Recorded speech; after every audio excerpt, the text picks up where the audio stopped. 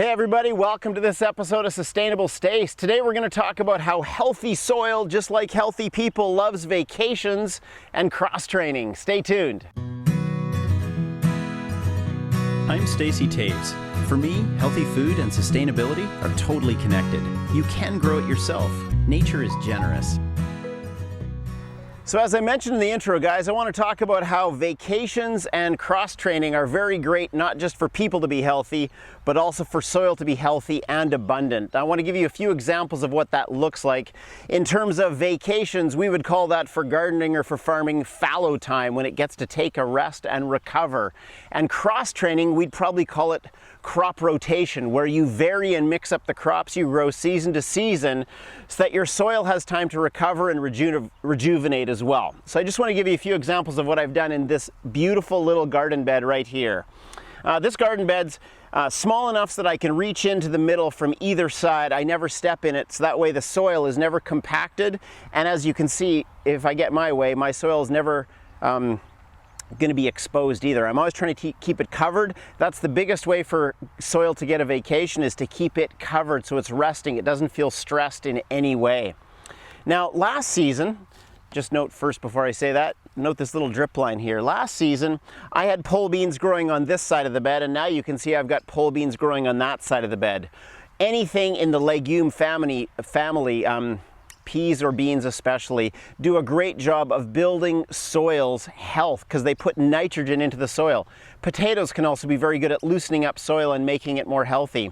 So these beans right here are making the soil healthy, and last season I had pole beans growing on this side. So there's a lot of nitrogen coming into the soil, which prepares it for a great crop next planting. After I'd planted beans and harvested them here last year, and you can look at that in my video, How to Grow Pole Beans, I had this amazing opportunity to plant garlic, and you can look now while I'm talking at me planting garlic in this very bed here about 8 or 9 months ago, very simply, as it was fall time, just putting cloves about a fist space apart.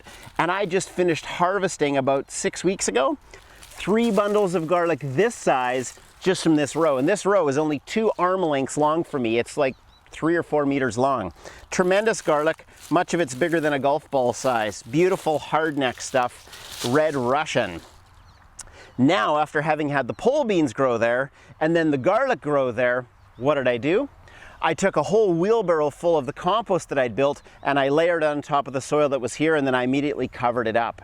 So it had the pole beans pushing nitrogen into the soil, then it outputted quite a bit of energy and it produced the garlic. Then I covered it up with about that much, like, 6-8 centimeters, 2-3 inches of compost, and now it's had 6-8 weeks to just recover. That's the vacation and the cross-training, going from pole beans to garlic, and now we're ready for the next crop to grow in, which is a variety of plants I started from my own seeds, some cabbage, some cauliflower, and some lettuce.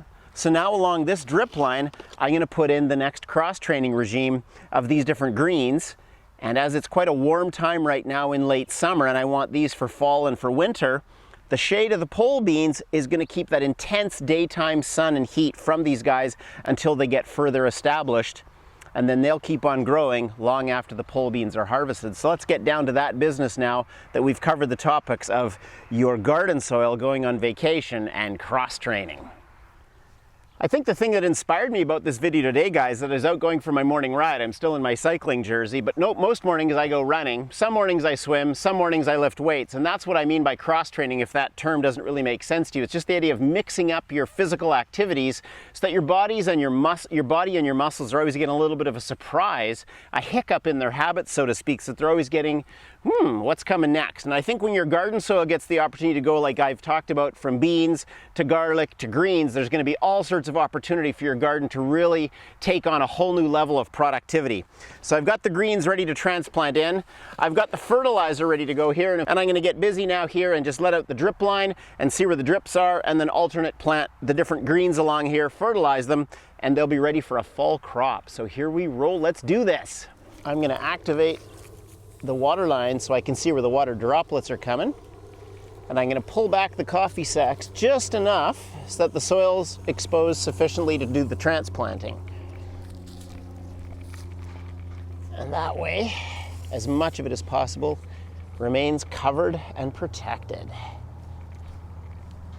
I'm going to be trying to do a double row here of kind of lettuce on one side and cabbage on the other, mixing it up a bit. Cabbages get way bigger than lettuce, so my tendency is to plant lettuce every 2 feet, cabbage every 2 feet, but I tend to do lettuce every foot, so way more condensed on the lettuce than the cabbage. So now that I've got those all kind of tucked back and a line down and dripping, and I can see where it's dripping, I'm just going to soften up the soil, mix the compost that I'd put on top in with the garden soil that's already there below. And there's some volunteer sunflowers that are here growing away as well. Oh, this is going to be good. This is going to be good.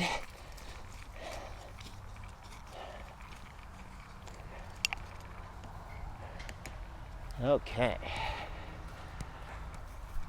So now normally I just set out the guys that I'm going to want to put in along the way here. Might have a few too many for this tiny row, but that's okay. A few too many is better than not enough. Put these little guys in here.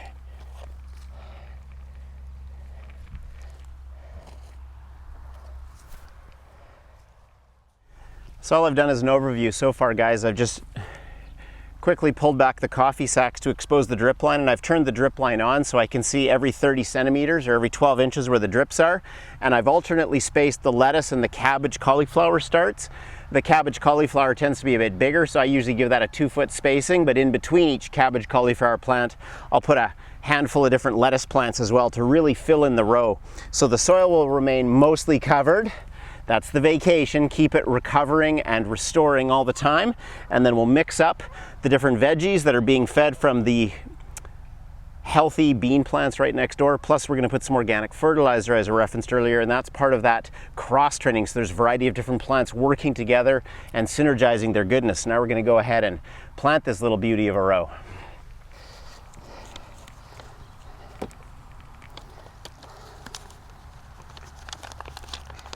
So these plants are going to have this incredible opportunity to be released from these tiny little pots they've been in, and they now get to grow in the size of the big garden bed. So much opportunity, little handful of fertilizer around them. They're good to go.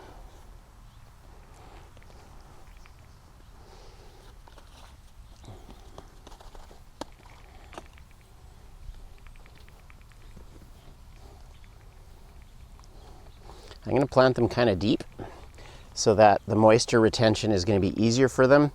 And I put a little bit of a divot into the soil, kind of compressing the soil as I plant it, so that any water that comes off the drip line is going to be able to kind of flood into that little pool that I've created. And that should help it just retain the moisture as well.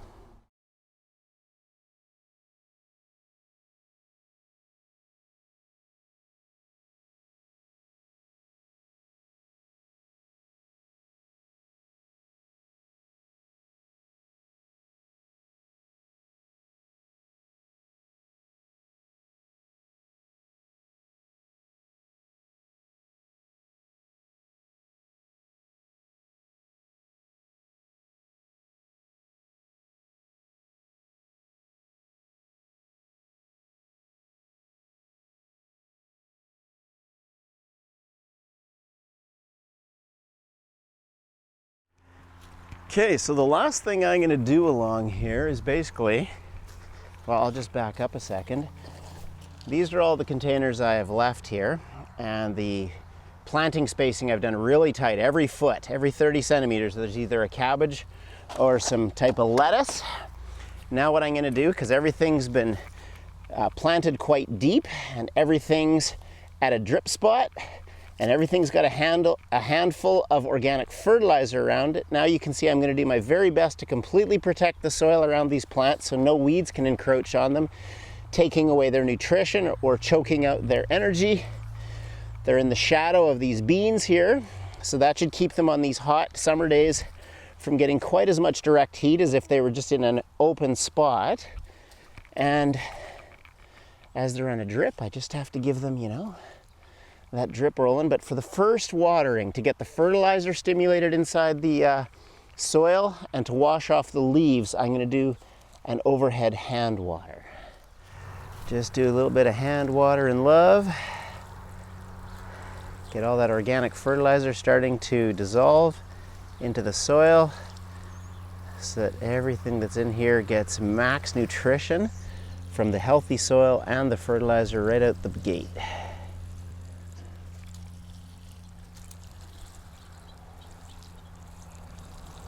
Gonna come back the other way again for another shot.